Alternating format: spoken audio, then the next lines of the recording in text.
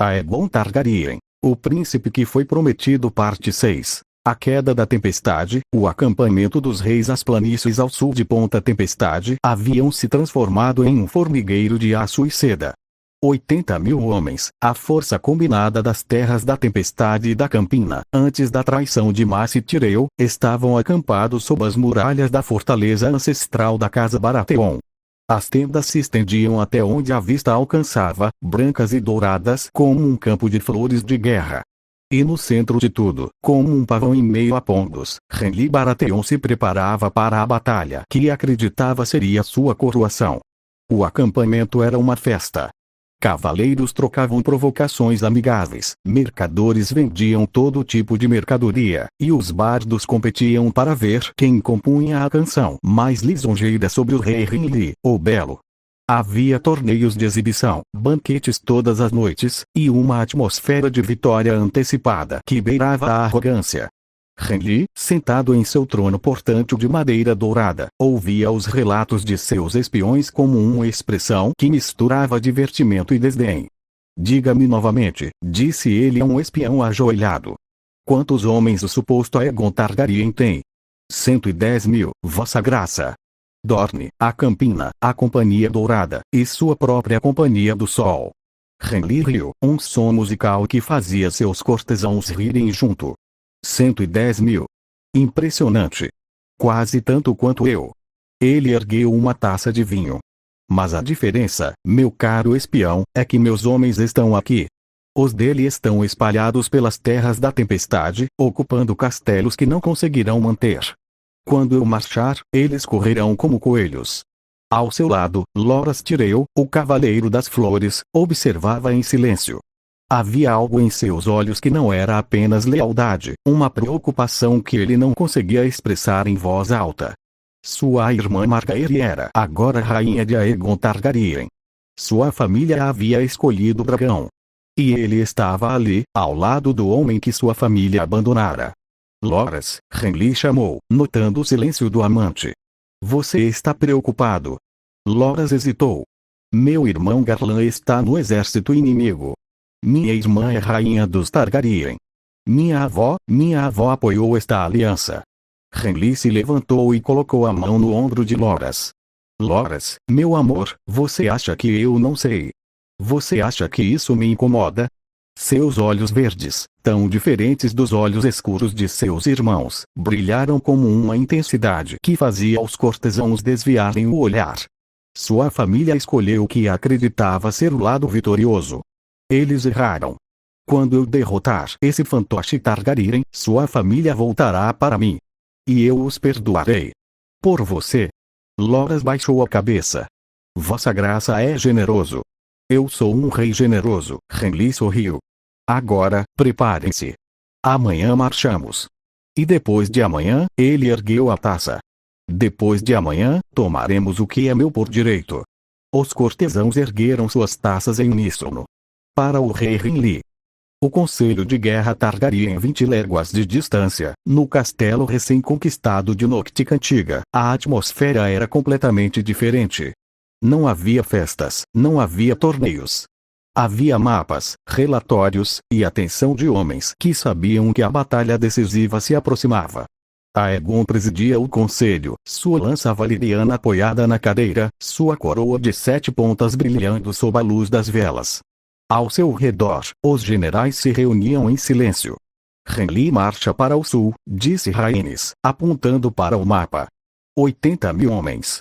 Ele quer uma batalha campal antes que possamos consolidar nossas posições. 80.000, repetiu Mace Tyrell, que ainda não se acostumara a estar do lado oposto ao do antigo aliado de sua casa. É uma força respeitável. Respeitável, mas não invencível, disse Jon Connington. E o que Renly não sabe é que temos mais que números. Temos algo que ele nunca terá. O quê? Perguntou Mace. Jon olhou para Aegon. Um comandante que conhece a derrota. Renly nunca perdeu uma batalha porque nunca lutou uma. Nós lutamos. Nós sangramos. Nós sabemos o que é perder e nos levantar de novo. Aegon assentiu. E temos outra vantagem. Renly acredita que vencerá. Ele está confiante. Arrogante. Ele não espera perder, e por isso não se preparou para perder. Oberyn sorriu, um sorriso perigoso. A confiança é a mãe da estupidez. O pai da morte. Qual é o plano? Perguntou Garland Tyrell, o galante, cuja espada era mais temida que sua voz. Aegon se levantou e caminhou até o mapa. Renly marcha por esta estrada, ele disse, traçando o caminho com o dedo. É a rota mais rápida para a Noctica Antiga. Ele quer uma batalha decisiva, e vamos dar a ele. Mas nos nossos termos. Ele apontou para um vale a meio caminho entre os exércitos. Aqui. O Vale das Lanças. As colinas ao redor são perfeitas para emboscadas. Rhaenys, você posicionará as viúvas negras nas colinas do norte. Quando a batalha começar, você atacará a retaguarda. Rhaenys assentiu, seus olhos brilhando. Oberyn, você comandará a cavalaria ligeira. Flanqueie o exército de Renly pela esquerda, onde o terreno é mais acidentado. Ele não espera cavalaria ali. Oberyn riu. Ninguém espera cavalaria onde não há cavalos. Mas meus dorneses cavalgam sobre pedras como se fossem areia. Jon Connington, você comandará o centro com a Companhia Dourada e a Companhia do Sol. Segura a linha. Não avance até minha ordem. Jon inclinou a cabeça. E você, majestade? Aegon tocou a lança. Eu estarei na frente. Onde um rei deve estar. Mace Tyrell, que esperava um comando de destaque, franziu a testa. E eu, majestade? Meus 65.000 homens são a maior força de seu exército. Certamente mereço, você comandará a reserva, Sr. Tyrell, disse Aegon, cortando-o com uma voz que não admitia contestação. Quando Renly quebrar, você avançará com todas as suas forças e impedirá qualquer retirada ordenada. Será o martelo que esmagará o que sobrar da bigorna. Mas inflou o peito. Um comando de honra. Um comando vital, corrigiu Aegon. Se Renly escapar com seu exército, esta guerra se arrastará por anos. Quero que ele seja destruído. Completamente. Garland Tyrell, que conhecia melhor o campo de batalha que seu pai, inclinou a cabeça em respeito. O plano é sólido, majestade. Mas Renly tem 80.000 homens. Mesmo com nossa superioridade numérica, uma batalha campal custará vidas. Aegon olhou para ele com olhos violeta que pareciam ver além do presente. Toda batalha custa vidas, Sr. Tyrell. A questão é se essas vidas serão gastas ou investidas. Hoje, investimos. Quando Renly cair, seus homens se juntarão a nós. As terras da tempestade se curvarão. E marcharemos sobre Porto Real com um exército ainda maior do que temos agora. Ele ergueu a lança.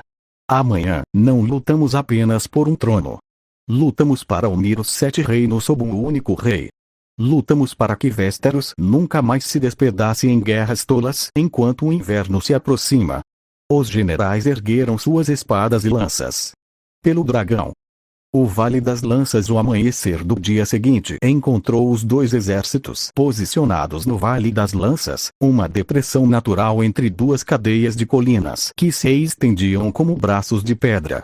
O sol nascia atrás das linhas Targaryen, lançando sombras longas sobre o campo que ofuscavam os olhos dos homens de Renly. Renly, montado em seu cavalo branco, vestia uma armadura de placas douradas tão polidas que refletia o sol como um espelho. Seu elmo tinha a forma de um veado com galhos de ouro, e seu manto de veludo verde esmeralda tremulava ao vento como a bandeira de uma nação que ainda não existia. Ele observou as linhas inimigas com um olhar que tentava ser confiante, mas havia algo ali, algo que ele não esperava ver. As linhas Targaryen não eram uma massa disforme de soldados. Eram organizadas, disciplinadas, cada divisão em seu lugar, cada estandarte tremulando ao vento.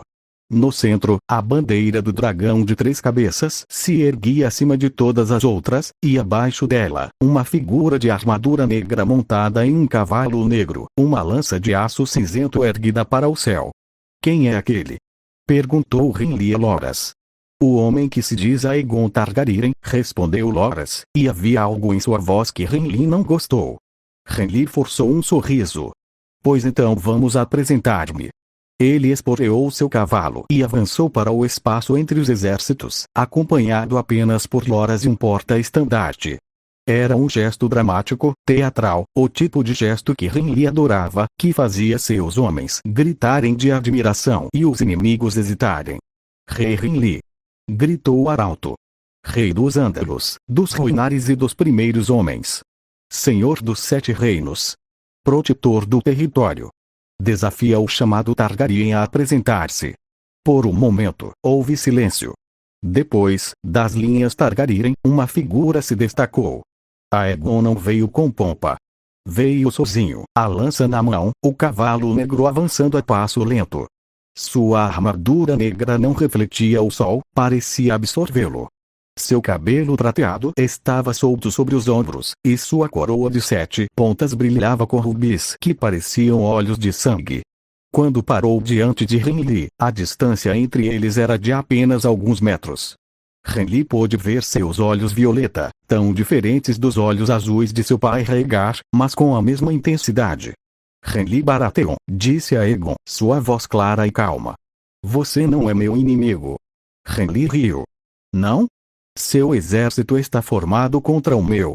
Sua irmã está posicionada nas colinas. Seus generais preparam a morte dos meus homens. Parece inimizade para mim. Você é um Baratheon, continuou Aegon, ignorando o sarcasmo. Seu irmão Robert matou meu pai. Seu outro irmão Stannis reivindica o trono. Mas você é apenas um homem que quer ser rei porque acredita que merece. Não por vingança. Não por dever. Por vaidade. Renly parou de rir. E você? O que você é, além de um fantasma que ressurgiu das areias de Dorne para reivindicar um trono que sua família perdeu? Aegon ergueu a lança. Eu sou o que meu pai foi. O príncipe que foi prometido. O dragão que renasceu para unir os reinos contra a noite que está por vir. Poesia bonita, Renly cuspiu. Mas poesia não ganha batalhas. Você está certo, disse Aegon. Aço ganha batalhas. E eu tenho mais aço que você. Ele girou o cavalo e retornou às suas linhas. Renly ficou no campo por um momento, os punhos cerrados. Insolente, murmurou. Bastardo insolente. Loras, ao seu lado, disse baixinho. Renly, talvez devêssemos reconsiderar. Ele tem mais homens. E o terreno, reconsiderar? Renly quase gritou. Eu sou Renly Baratheon. Eu tenho 80.000 homens. Eu tenho os cavaleiros mais brilhantes dos 7 reinos. Eu tenho você. Ele apontou para Loras. Você é o cavaleiro das flores. Você é imbatível. Loras não respondeu.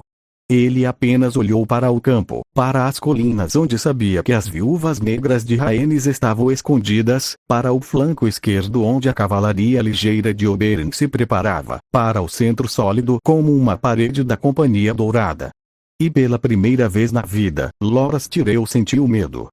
A batalha começou com o tilintar de 10.000 espadas sendo desembainhadas. Renly ordenou um avanço geral, o tipo de movimento direto que funcionara em torneios e manobras, mas nunca em uma batalha verdadeira. Seus cavaleiros pesados carregaram contra o centro Targaryen com o ímpeto de quem nunca havia encontrado uma linha de piqueiros disciplinada. Encontraram o muro de lanças de Ariota, 5.000 piqueiros dorneses treinados durante anos nas terras disputadas, absorveu a carga como uma parede de aço. Os cavalos empalaram nas lanças, os cavaleiros voaram de suas celas, e o ímpeto de Renly se quebrou como onda contra rocha. Flanquear! Gritou Renly, percebendo o erro. Flanquear pela esquerda. Seus cavaleiros se reorganizaram e avançaram para a esquerda, exatamente onde Oberyn Martell esperava. A cavalaria ligeira dornesa emergiu das colinas acidentadas como um enxame de vespas. Não eram cavaleiros pesados, não carregavam lanças de torneio. Eram homens e mulheres em cavalos velozes, armados com lanças curtas e espadas curvas, que atacavam, recuavam, atacavam novamente, nunca dando tempo para o inimigo se reorganizar. Oberyn, no centro do redemoinho, ria enquanto sua lança encontrava um cavaleiro após outro. É assim que se luta, seus tolos. Não em torneios. Na vida real. No centro, John Connington mantinha a linha firme. A Companhia Dourada, a melhor infantaria mercenária do mundo, formou uma muralha de escudos e lanças que os homens de Hindley não conseguiam penetrar. Os filhos do sol, os arqueiros ândalos e dorneses, lançavam flecha após flecha sobre as cabeças de seus companheiros, transformando as fileiras inimigas em um cemitério. E então, quando Hindley já estava começando a perceber que algo estava terrivelmente errado, Rhaenys atacou.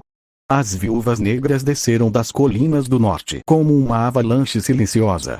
Não havia gritos de guerra, não havia trombetas.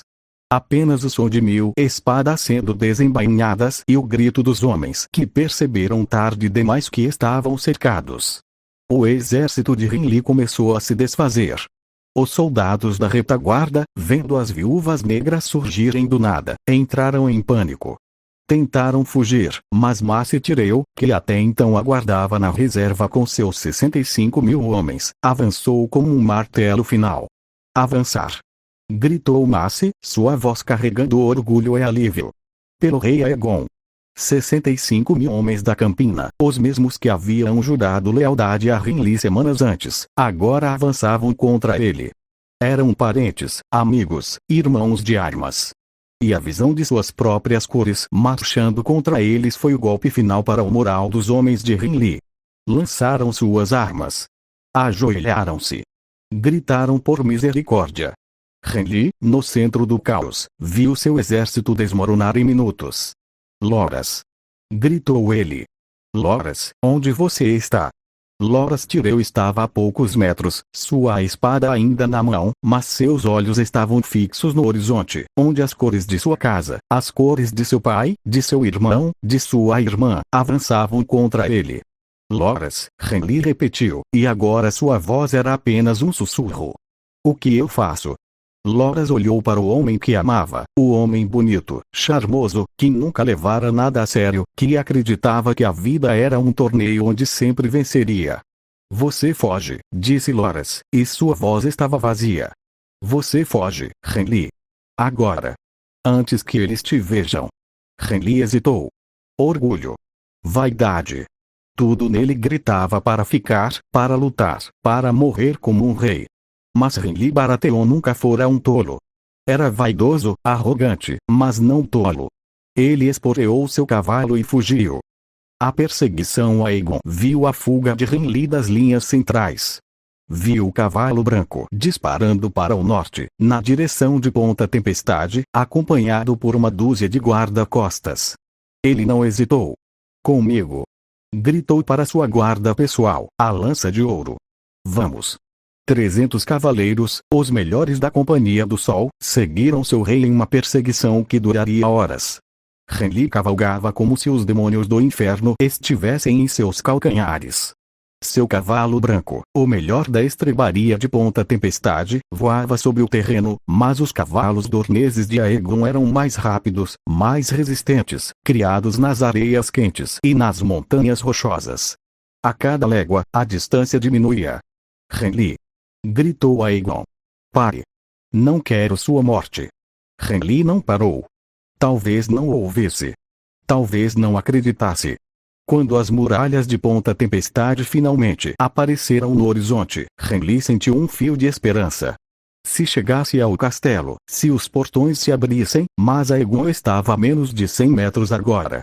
Ele ergueu a lança valeriana, mirou não no homem, mas no cavalo. Uma lança dornesa comum teria derrubado o animal. A lança valeriana, no entanto, era algo diferente. Ela cortou o ar com um som que não era humano, um zumbido que parecia a música de um mundo antigo. A ponta envenenada encontrou o flanco do cavalo de Hindley. O animal caiu como se tivesse sido atingido por um raio. Hindley voou da sela, rolando no chão, sua armadura dourada arranhada e amassada. Aegon desmontou e caminhou até ele. Hindley estava de joelhos, o elmo perdido, o rosto coberto de poeira e sangue. Seus olhos verdes, antes tão confiantes, agora estavam cheios de algo que ele nunca esperara sentir. Medo. Mate-me, disse Hindley, e sua voz estava calma. Mate-me e acabe com isso. Aegon ergueu a lança. A ponta envenenada brilhou sob o sol do meio-dia. Por um longo momento, ele olhou para Renly. Viu nele não um inimigo, não um usurpador, mas um homem que havia sido criado para ser rei sem nunca ter aprendido o que isso significava. Um homem que amava torneios mais que guerras, banquetes mais que batalhas. Um homem que, em outro tempo, poderia ter sido um bom rei, em tempos de paz, em tempos de fartura. Mas esses não eram tempos de paz. Você me chamou de bastardo insolente, disse Aegon. Você disse que poesia não ganha batalhas. Você estava certo. Mas eu não sou um bastardo. E você não é um rei. Ele abaixou a lança.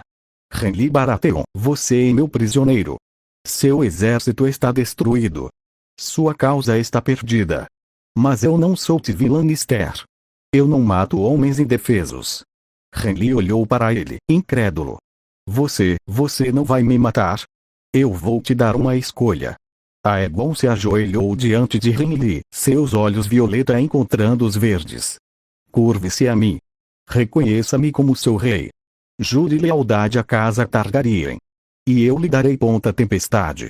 Você será senhor das terras da tempestade, o mais poderoso vassalo do reino. Seus filhos herdarão suas terras. Sua linhagem continuará. E se eu recusar? Aegon se levantou. Então você será enviado para a muralha. Servirá o reino que tentou tomar, protegendo das coisas que eu sei que estão por vir. Não será uma morte gloriosa. Mas será uma vida com propósito. Renly ficou em silêncio por um longo momento. Olhou para as muralhas de Ponta Tempestade, tão perto e tão distantes. Olhou para os guarda-costas mortos ao redor. Olhou para as mãos que antes seguravam uma espada e agora tremiam como folhas ao vento. Você é estranho, Aegon Targaryen, disse Renly finalmente. Seu pai era um sonhador. Você é algo diferente. Algo que Westeros nunca viu. O que eu sou? O rei. Renly baixou a cabeça. O rei de verdade. Ele se ajoelhou. Eu, Renly Baratheon, senhor de Ponta Tempestade e antigo pretendente ao trono, juro lealdade a Aegon Targaryen, sexto de seu nome, rei dos Ândalos, dos Ruinares e dos primeiros homens, senhor dos 7 reinos e protetor do território. Juro por todos os deuses antigos e novos que jamais pegarei em armas contra ele ou sua casa. Aegon ergueu Renly pelas mãos. Levante-se, senhor Baratheon. Sua lealdade é aceita. O retorno. Quando Aegon retornou ao campo de batalha, Renly montado em um cavalo emprestado ao seu lado, os homens de ambos os exércitos observaram em silêncio. Renly Baratheon, o belo rei que nunca foi rei, desmontou diante de seus antigos soldados e, em voz alta, declarou: meus senhores, meus cavaleiros, meus amigos. Hoje, aprendi uma lição que deveria ter aprendido há muito tempo. O rei não se faz com vaidade. O rei se faz com sacrifício. Com lealdade. Com a coragem de reconhecer quando se está errado. Ele tirou a espada e a entregou a Aegon. Aegon Targaryen é o legítimo rei dos 7 reinos. Eu jurei lealdade a ele. E aqueles que me seguem, eu os encorajo a fazer o mesmo. Houve um murmúrio entre os soldados. Alguns ergueram suas espadas. Outros hesitaram. Mas quando Loras Tyrell, o Cavaleiro das Flores, desmontou e se ajoelhou diante de Aegon, o destino de Renly estava selado. Eu, Loras Tyrell, juro lealdade a Aegon Targaryen, disse Loras, sua voz firme. E peço perdão por ter levantado minha espada contra ele. Aegon olhou para Loras, depois para Renly, depois para os soldados que começavam a se ajoelhar em ondas. Levantem-se, disse ele. Todos vocês. Não há vergonha em perder uma batalha. Há vergonha em não aprender com a derrota. Hoje, todos nós aprendemos. E amanhã, ele ergueu a lança. Amanhã, marchamos para Porto Real. Para tomar o que é nosso. Para unir os reinos.